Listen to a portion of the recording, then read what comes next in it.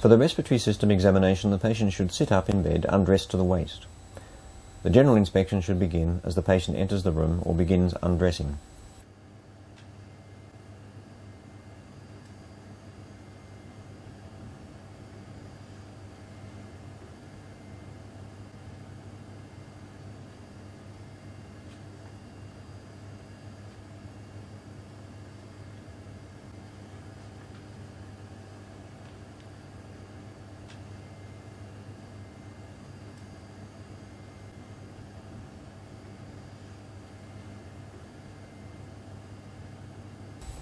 The examiner stands back to look for signs of dyspnea, the rate and depth of respiration, and the use of the accessory muscles of respiration.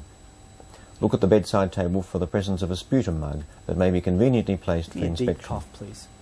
Ask the patient to cough and listen. The detailed examination begins with the hands. Look for clubbing, peripheral cyanosis, and tar staining. Squeeze the wrist to detect the tenderness of hypertrophic pulmonary osteoarthropathy. Hands straight out like that for me, please.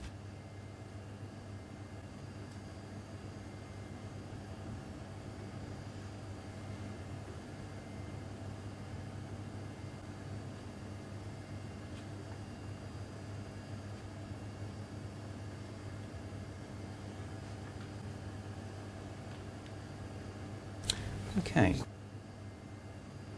Is that tender when I press there? Okay, let me try this side. Any tenderness there?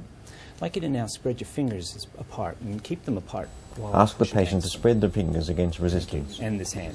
Weakness can be due to a brachial plexus involvement from a lung carcinoma. Now to put your arms straight out and bend. Then ask the patient to extend the wrists and straighten the arms. Watch for 20 or 30 seconds for the flapping tremor of carbon dioxide narcosis.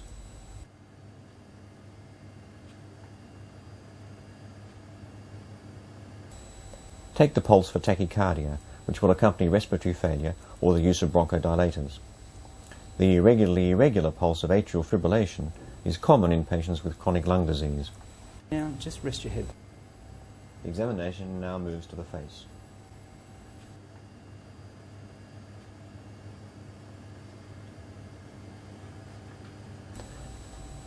Press the maxillary sinus for tenderness. And if I tap you there... Look carefully at the pupils and eyelids for ptosis. One eyelid is lower than the other, and for the presence of a smaller pupil on that side. This usually means Horner's syndrome, which can be caused by an apical lung tumour. Look at the tongue and inside the mouth for central cyanosis. Open your mouth so if the patient's voice sounded hoarse, get him or her to say a few words. The examiner now has to decide if the trachea is midline or deviated to one side. It is important to be gentle and feel with the forefinger for the space on either side of the trachea. Deviation of the trachea to one side suggests upper lobe abnormalities, so it may be helpful to make this assessment at this stage. Most clinicians examine the back of the chest next. There are likely to be more signs of lung disease there. Sit the patient over the edge of the bed.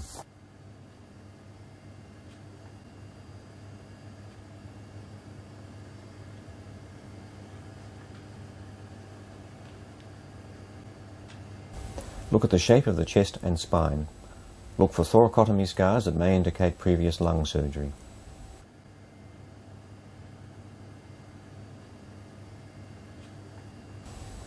The cervical lymph nodes are best examined from behind the patient.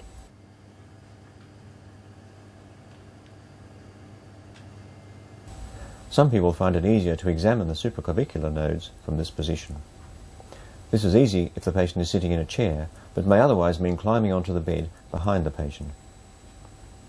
From this position, upper lobe expansion can now be assessed. Take a deep breath for me, please. The clavicle should move up the same amount on each side as the patient breathes in. And another one.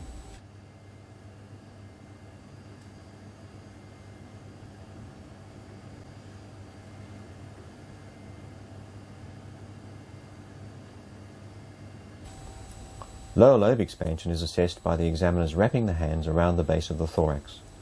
The thumbs are kept off the chest wall to allow them to move as the patient breathes in and out deeply. There should normally be at least 5 centimeters separation between them at full inspiration compared with full expiration. The examiner now flattens the hands on the chest wall to test for tactile fremitus. Compare the vibration felt on each side as the patient says 99, or for variety, 111. Now the examiner should percuss the back of the chest. It is important that the percussing finger, the plexor, is removed from the pleximeter immediately so that the percussion note is not damped. The examiner should remember the surface anatomy of the lobes of the lung while percussing. Remember to percuss in the supraclavicular fossa.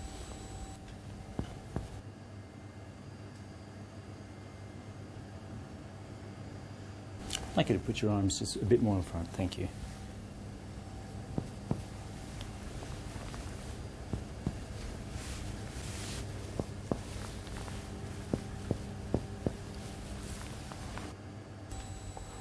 The same areas are now auscultated with the diaphragm of the stethoscope.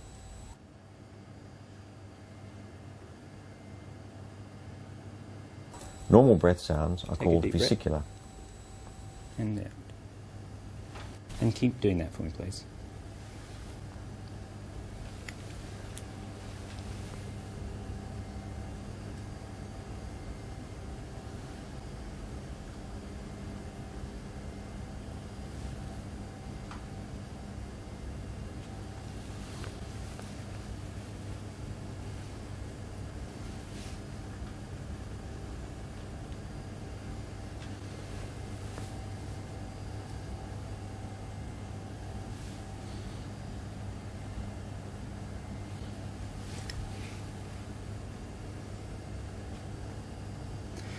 Thank you, Richard. I'd now like you to say the word 99 when you feel the stethoscope against your back.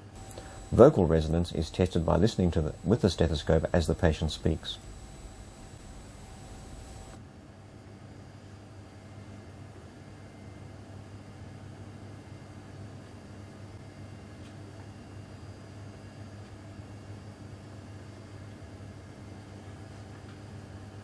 Thank you. Now get the patient back in bed. The examiner moves around to the front of the chest and stands back to make a general inspection for scars and for the small tattoos used as markers for radiotherapy fields. The skin may appear erythematous if the area has received a course of radiotherapy. The supraclavicular nodes are examined here, and this has not been done from behind.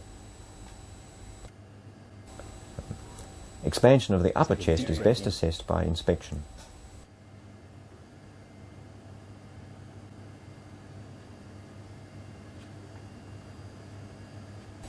Percuss the anterior chest. Percuss the clavicles directly.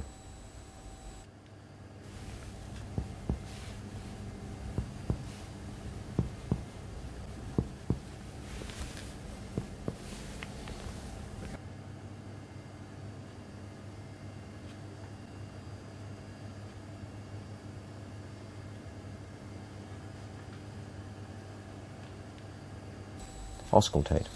Yeah. Again. Again.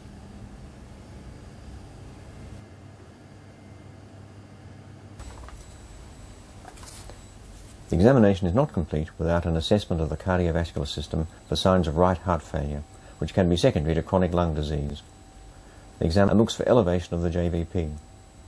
If there is evidence of right heart failure, auscultate the heart, feel the liver, and look at the legs for edema.